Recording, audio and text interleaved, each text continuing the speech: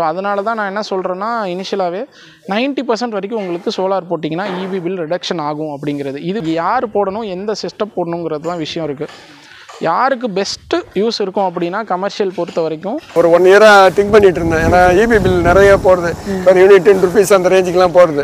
So அதனால் solar போட்டால் பெனிஃபிட்டாக இருக்குன்ட்டு ஒரு 6 மந்த்தாக நிறைய என்கொயரிலாம் பண்ணிவிட்டு இன்வெர்டர் வந்து 8 kVயாக போட்டு வச்சுருக்கேன். இன் ஃபியூச்சர் எக்ஸ்ட்ரா போடணும்னா ஒரு 3 kV இதுலேயே பேனல்ஸ் அடிஷனல் இது போட்டு 8 kVயாக பண்ணிக்கலாம் அப்படின்னால இப்போ இனிஷியலாக இன்வெஸ்ட்மெண்ட் ஒரு 5 kVக்காக இன்வெஸ்ட் பண்ணி இன்னைக்கு ப்ரொடக்ஷன் இன்னைக்கு இது ஸ்டார்ட் பண்ணியிருக்காங்க. ப்ரைஸும் பார்த்தீங்கன்னா ஓரளவுக்கு ரீசனபிளாக இருக்குது. கம்பேர் பண்ணும்போது ஓரளவு ரீசனபிளாக இருக்குது. இவங்களுடைய சர்வீஸ் கொஞ்சம் எக்ஸலண்ட்டாக இருந்தது.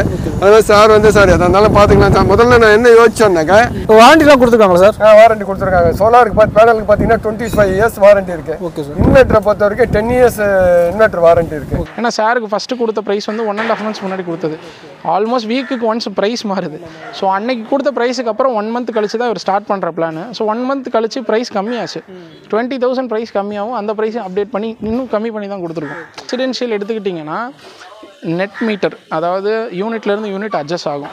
இப்போ நீங்கள் ஒரு 600 யூனிட் யூஸ் பண்ணியிருக்கீங்க, சோலார்லேருந்து ஒரு 550 யூனிட் ப்ரொடக்ஷனாக இருக்குது அப்படின்ற பட்சம் 600 - 550 மீதி 50 யூனிட்ஸுக்கு தான் உங்களுக்கு பில் ஜென்ரேட் ஆகும். வேளச்சேரி சைட் தான் போய்கிட்டு இருக்கு.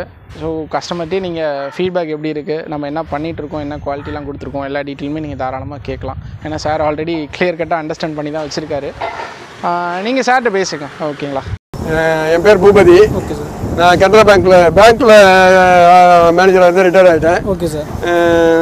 நம்ம வீடுக்கு வந்து சோலார் போடலான்னு ஒரு 1 இயராக திங்க் பண்ணிட்டு இருந்தேன். ஏன்னா இபி பில் நிறைய போடுது, ஒரு யூனிட் ₹10 அந்த ரேஞ்சுக்கெலாம் போடுது.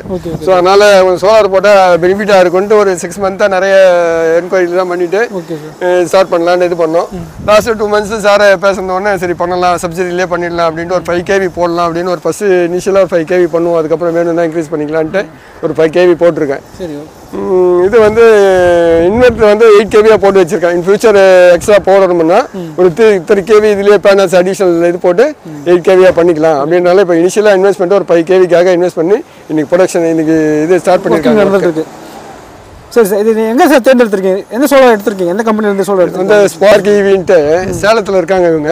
நான் நிறைய கம்பெனிஸ் போட்டு கோட்லாம் இது பண்ணேன். ரெண்டாவது உங்களுக்கு சர்வீஸ் வந்து ரொம்ப பெஸ்ட்டாக இருக்குது. ஏன்னா நிறைய சோலார்ஸ் இதெல்லாம் கான்டாக்ட் பண்ணும்போது ஃபோன் அடித்தா நிறைய நேரம் எடுக்கிறது இல்லை.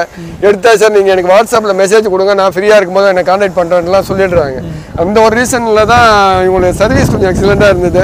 அதனால் சார் வந்து சார் அதனால பார்த்துக்கலாம் சார். முதல்ல நான் என்ன யோசிச்சேன்னாக்கா, நமக்கு நான் சென்னையில் வீடு வேளச்சேரி, எனக்கு சென்னையில் இருக்கிற டீலராக இருந்ததுன்னா நமக்கு எதுவும் எமர்ஜென்சினா வரதுக்கு சர்வீஸ் பண்ணுறதுக்குலாம் ஈஸியாக இருக்குங்கிற ஒரே மெத்தடுக்காக தான் சென்னையிலேயே நான் ட்ரை பண்ணிட்டு இருந்தேன். ஆனால் இவங்க என்ன சொன்னாங்கன்னா, அதெல்லாம் ஒன்றும் பிரச்சனையே இல்லை சார், நீங்கள் எதாக இருந்தாலும் வாரண்டி இருக்குது, கேரண்டி இருக்குது, நீங்கள் எனக்கு கால் பண்ணுங்கள், நான் இமீடியட்டாக அரேஞ்ச் பண்ணி கொடுக்குறேன், உங்களுக்கு சர்வீஸை பற்றி கவலைப்படாதீங்க, நீங்கள் ஒரு அஷூரன்ஸ் கொடுத்தாங்க. சரி பரவாயில்ல இதாக இருக்கும்ன்றதுனால இது பண்ணியிருக்கேன். என்னோட இந்த பேஸ் பண்ணி என்னோட ஃப்ரெண்ட்ஸ் 2 பேருக்கு நான் ரெக்கமெண்ட் பண்ணியிருக்கேன். அவங்களும் கூடிய சீக்கிரத்தில் இன்னும் 2 months நீங்கள் போட்டுட்டு சொல்லுங்கள் சார் பெர்ஃபார்மன்ஸு பண்ணலாம் அப்படின்னு சொல்லியிருக்காங்க. அதனால் மோஸ்ட்லி இது பெஸ்ட்டாக இருந்ததுன்னா இன்னும் 2 ஃப்ரெண்ட்ஸ் கூட ரெஃபரன்ஸ் பண்ணி பண்ணுவாங்க. சர்வீஸ் நல்லா இருக்குது. கண்டிப்பாக சர்வீஸ் நல்லா இருக்குது. அதனால் மெயினாக என்னென்னா, நான் இது வரைக்கும் கான்டாக்ட் பண்ண வரைக்கும் எப்போ ஃபோன் அடிச்சாலும் உடனே ரெஸ்பாண்ட் பண்ணுறாங்க. உடனே ஃபோன் பண்ணி நம்ம அது இல்லாமல் நீங்கள் பார்த்தீங்கன்னா நிறைய என்கொயரியில் பார்த்தீங்கன்னா ஃபுல் டீட்டெயில்ஸ் எனக்கு ஓரளவு 50-75% தெரியும்.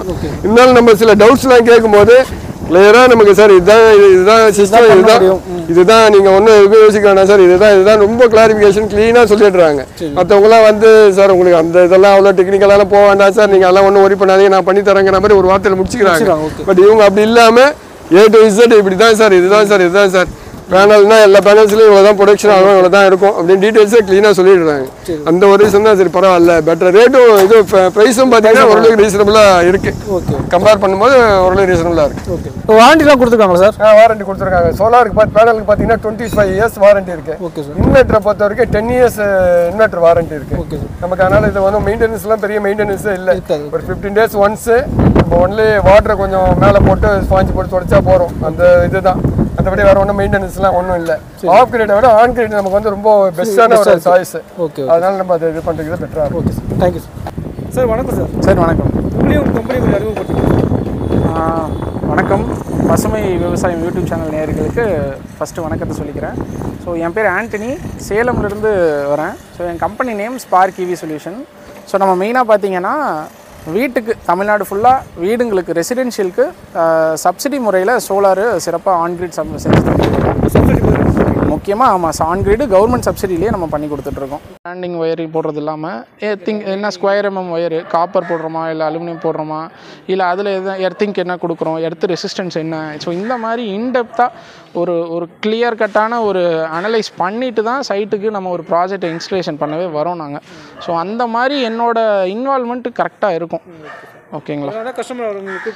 ஆமாம், நீங்கள் அவரோட இது பார்த்தீங்கன்னா தெரியும். என்னென்னா ஃபாலோ பண்ணிகிட்டு இருந்தாங்க முதல்ல இருந்து, நாங்களும் ரெகுலராக ஃபாலோ பண்ணுவோம். இந்த மாதிரி சார் இந்த அப்டேட் இருக்குது. ஏன்னா சாருக்கு ஃபஸ்ட்டு கொடுத்த ப்ரைஸ் வந்து 1.5 months முன்னாடி கொடுத்தது. ஆல்மோஸ்ட் வீக்குக்கு ஒன்ஸ் ப்ரைஸ் மாறுது.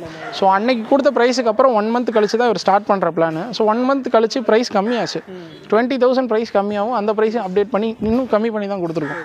ஸோ டே பை டே வந்து இதே அதிகமானாலும் அதிகம் தான் பண்ணியிருப்போம். ஸோ டே பை டே என்ன ப்ரைஸோ அதுக்கு தகுந்த மாதிரி பண்ணி கொடுத்துட்ருக்கோம். இப்போ நீங்கள் சென்னை 2 இடத்துல பண்ணிருக்கீங்க, பொன்னேரியில் பண்ணுறீங்க, இங்கே வேளச்சேரியில் பண்ணிட்டுருக்கீங்க. சார் ஆமாம், இப்போ இன்றைக்கி ப்ராஜெக்ட்டு வேளச்சேரியில் போய்கிட்டு இருக்கு. நேற்று வந்து பொன்னேரியில் முடிச்சுட்டு வந்தோம். ஸோ இதே மாதிரி ஒவ்வொரு இடத்துலையும் ஆவடியில் நாளைக்கு ஒரு சைட் இருக்குது. ஸோ அது மாதிரி ஒர்க் இருக்கிற இடம் நம்ம போய் பண்ணி கொடுத்துட்ருக்கோம் டைரெக்டாகவே. ஸோ இப்போ நீங்கள் சோலார் ஃபிட் பண்ணுறீங்க, இப்போ நம்ம நார்மலாக யூஸ் பண்ண கரண்ட்டுக்கும் இப்போ சோலார் யூஸ் பண்ணுறதுக்கும் எப்படி சார் டிஃப்ரெண்ட் இருக்கும்? சரி, இது வந்து இதையும் பிரிக்கலாம். லைக் ரெசிடென்ஷியல் கமர்ஷியல்னு சொல்லிட்டு. ரெசிடென்ஷியல் எடுத்துக்கிட்டிங்கன்னா நெட் மீட்டர், அதாவது யூனிட்லேருந்து யூனிட் அட்ஜஸ்ட் ஆகும். இப்போது நீங்கள் ஒரு 600 யூனிட் யூஸ் பண்ணியிருக்கீங்க, சோலார்லேருந்து ஒரு 550 யூனிட் ப்ரொடக்ஷனாக இருக்குது அப்படின்ற பட்சம் 600 - 550 மீதி 50 யூனிட்ஸுக்கு தான் உங்களுக்கு பில் ஜென்ரேட் ஆகும். ஸோ 50 யூனிட்டுக்கு தான் பில்லும் கட்டுவீங்க. இது போக அடிஷ்னல் காஸ்ட் என்னென்னா நெட்வொர்க்கிங் சார்ஜுன்னு சொல்லிட்டு வரும். ஸோ நம்ம வந்து ப்ரொடக்ஷன் பண்ணி கவர்மெண்ட்டுக்கு தான் தரோம். ஸோ அந்த டிரான்ஸ்போர்ட் காஸ்ட்டை வந்து அவங்க வந்து நம்மகிட்ட ஒரு 20% வாங்குறாங்க கவர்மெண்ட்டு. அது மேபி உங்களோட பில்லுலேருந்து ஒரு 10% கூட வராது. ஸோ அதனால தான் நான் என்ன சொல்கிறேன்னா, இனிஷியலாகவே 90% வரைக்கும் உங்களுக்கு சோலார் போட்டிங்கன்னா இபி பில் ரிடக்ஷன் ஆகும் அப்படிங்கிறது. இது வந்து ரெசிடென்ஷியல் கஸ்டமர்ஸ்க்கு. இதே கமர்ஷியல் செக்டர் போயிட்டிங்கன்னா அங்கே வந்து நெட் மீட்டர் வராது, நெட் ஃபீடின் மெக்கானிசம் மாறும். அப்படியே ஃபீடுன்றது என்னென்னா, நீங்கள் ஒரு யூனிட் வாங்குறீங்க இபிலனா 10 ரூபா 9 ரூபான்னு வாங்குகிறோம். ஸோ நீங்கள் கொடுக்குற யூனிட்டுக்கு பார்த்தீங்கன்னா யூனிட்டுக்கு 3 ரூபா 61 பைசா கவர்மெண்ட்டோட இன்றைக்கி ரேட்டு. அந்த ரேட்டுக்கு மல்டிப்ளை பண்ணி அந்த ப்ரைஸை தான் மைனஸ் பண்ணுவாங்க. So unit to unit minus ஆகாது, ஃபஸ்ட் திங். செகண்ட் வந்து நெட்வொர்க்கிங் சார்ஜ் ரெசிடென்ஷியல் 20%, இங்கே கமர்ஷியலுக்கு 100%. ஸோ ஃபுல் அமௌண்ட்டும் அவங்க கட்டி தான் ஆகணும். ஸோ நெட்வொர்க்கிங் காஸ்ட்டும் வரும். ஸோ அப்போ இவ்வளோ காஸ்ட்டு போட்டு கமர்ஷியலுக்கு யூஸ் இல்லையா சோலாரு அப்படின்லாம் இல்லை. ஸோ கமர்ஷியலுக்கு எப்படி யூஸ்னால், யார் போடணும், எந்த சிஸ்டம் போடணுங்கிறது தான் விஷயம் இருக்குது.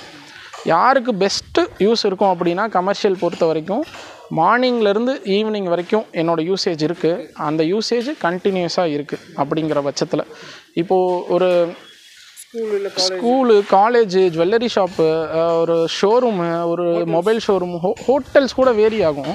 பட் இப்போது ஷோரூம் வைஸ் இருக்கிற கம்பெனிஸ்லாம் பாருங்களேன், காலையில் வந்தாங்கன்னா security camera, lights, fan, AC எல்லாம் ஆன் ஆகும். ஈவினிங் நைட்டு போகிற வரைக்கும் அது ஆனில் தான் இருக்கும். ஸோ அவங்களோட மேக்ஸிமம் ஏசி யூசேஜ் எல்லாம் மார்னிங் டைமில் இருக்கும். ஏன்னா வந்து வெயில் இருக்கிறதுனால அவங்க போட்டிருப்பாங்க. அப்போ அவங்களோட லோடு வந்து கண்டினியூஸாக ஈவனாகவே இருக்கும். ஸோ அந்த இடத்துல இப்போ அவங்க ஒரு 5 kVA லோடு வச்சுருக்காங்க, கண்டினியூஸ் யூசேஜ் இருக்குது. அதே 5 kVA நம்ம ஆன்கிரிட் போடுறோன்னா ஆல்மோஸ்ட் நம்ம ப்ரொடக்ஷன் பண்ணுற சோலார் வந்து டைரக்ட் யூசேஜ் ஆகும். ஸோ இதில் எப்படி சேவிங்ஸுக்கு ஆகும்னா, இப்போது சோலார் போடுறதுக்கு முன்னாடி அந்த 10 ஏசி ரன் ஆகிறதுக்கான காஸ்ட்டு ஒரு நாளைக்கு வந்து ஒரு 100 யூனிட் எடுத்துக்குது அப்படின்னா, சோலார் போட்டதுக்கப்புறமா சோலார்லேருந்து ஒரு 70-80 யூனிட் எடுத்துக்கும். எக்ஸஸ் இபிலேருந்து எடுக்குது. அப்போ என்னாச்சு, 70 யூனிட் சோலாரில் எடுக்கும்போது 70 × 10 ரூபா ஒரு யூனிட், 700 ரூபா அன்னைக்கு டேட் சேவிங்ஸ் உங்களுக்கு. இப்படி தான் சேவிங்ஸ் நடக்கும். வீட்டில் ஆஃப் கிரிடுக்கு ஒரு பேனல் நீங்கள் போடுங்க, இல்லை அதுலேயே நாங்கள் சேஞ்ச் ஓவர்லாம் வச்சு பண்ணிகிட்ருக்கோம். ஸோ அதுவுமே நான் ஒரு ஆப்ஷனாக நான் உங்களுக்கு சொல்லித்தரேன்.